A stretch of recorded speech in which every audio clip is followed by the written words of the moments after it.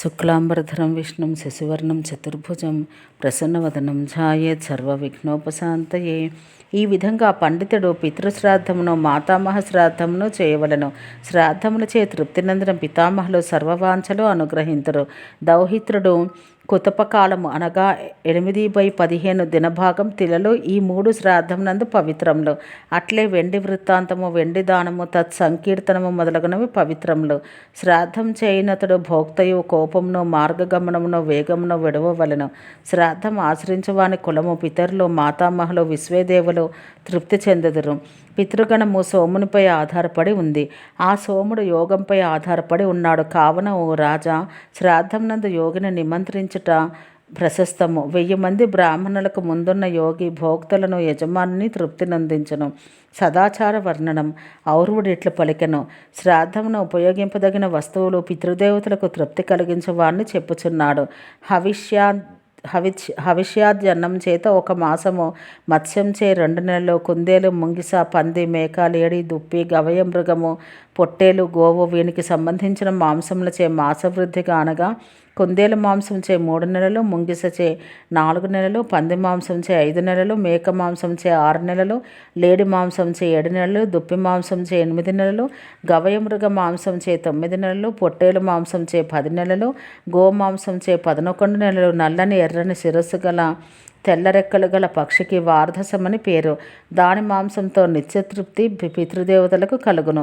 ఖడ్గమృగ మాంసము, కరివేప, తేనె ఇవి శ్రాద్ధకర్మయందు మిక్కిలి ప్రశస్తములు, మిక్కిలి తృప్తికరములు. గయాక్షేత్రమునకు ఏగి శ్రాద్ధం చేయు అతని జన్మ పితృదేవతలకు తృప్తినిచ్చినదై సఫలమైనది. నల్ల యవలు, నివ్వరి ధాన్యము, శ్యామాకములు, వన్యౌషధాది ప్రధానములు శ్రాద్ధార్హములు. యవలు, కొర్రలు, పెసలు, గోధుమలు, వ్రీహలు, తిలలు, అనములు, కాంచనము, ఆవాలు ఇందు మంచివి. అగ్రయనేష్టిచే సంస్కరించబడని ధాన్యము, అలచందలు, చిరువడ్లు, చిరుశనగలు వీని శ్రాద్ధమును విడవవలను. సొర, వెల్లుల్లి, నీరుల్లి, పిండమూలకము, గాంధారవము, పేలపిండి, లవణము ఊషర క్షేత్రమున పుట్టినవి. ఎర్రనైన నిర్వాసనము, లవణోత్కర పదార్థములు మున్నగనవి శ్రాద్ధమందు పనికిరావు. కొత్తగా తీసుకుని రాబడి అదియు వాడనిది, ఆవునకు తృప్తి కలిగించనిది, దుర్వాసన కలది, నురుగుతో కూడినది అగు నీరు శ్రాద్ధయోగ్యం కాదు. 1 గిట్టగల దాని పాలు, ఒంటెపాలు, మేకపాలు, లేడిపాలు, గేదెపాలు శ్రాద్ధం నందు విడవవలెను. నపుంసకుడు బహిష్కృతుడు, చండాలుడు, పాపాత్ముడు, వేదబాహ్యుడు, రోగి, కోడి, కుక్క, వేదకర్మను త్యాగం చేసినవాడు, కోతి, ఊరపంది, రజస్వల ప్రసవమైనది, శౌచం లేనివాడు, శవవాహకత్వంతో జీవించువాడు వీరిచే చూడబడిన శ్రాద్ధమందు దేవతలు పితృదేవతలు భుజించరు. కావున సమృతమగు ప్రదేశమందు శ్రాద్ధమును శ్రద్ధతో పెట్టవలను. భూమిపై నువ్వులను చల్లి రాక్షసులను పారద్రోలవలను. గోళ్ళు, కేశములు, కీటకములు తొక్కి తీసిన రసంతోనూ పర్యుషితమగు అన్నము పనికిరాదు.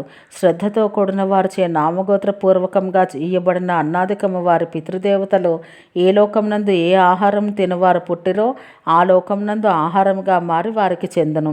ఓ రాజా, హిమవత్ పార్శ్వమునందరి కలాప గోమోపవనమునందు మనుపుత్రుడగు ఇక్ష్వాకు మహారాజును ఉద్దేశించి పితృదేవతలచే గీతమైన గాథ ఒకటి కలదు.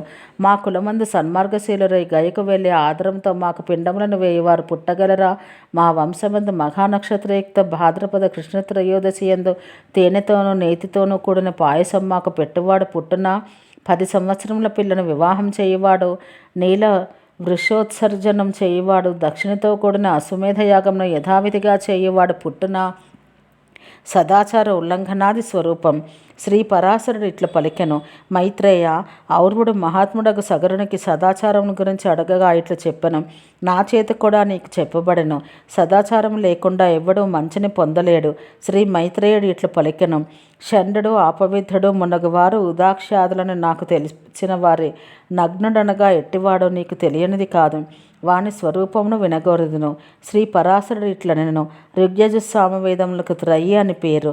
త్రయి అనేది వర్ణరూపమైన ఆవరణమే గాక సర్వదుఃఖ నివారకమైన సంవరణం కూడా.